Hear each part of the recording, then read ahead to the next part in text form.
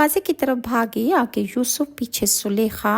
और औरत ने इनका कुर्ता पीछे से पकड़ा तो खींचा, तो जिसकी वजह से वो फट गया।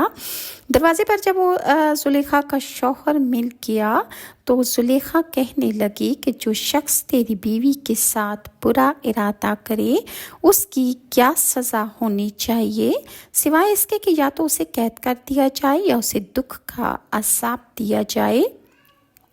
यूसुफ अलैहिस्सलाम ने कहा कि इसी ने मुझको अपनी तरफ माइल करना चाहा था। इसके कबीले में से एक फ़ैसला करने वाले ने ये फ़ैसला कर दिया कि अगर यूसुफ का कुर्ता आगे से फटा है तो यूसुफ झूठा और ये औरत सच्ची है,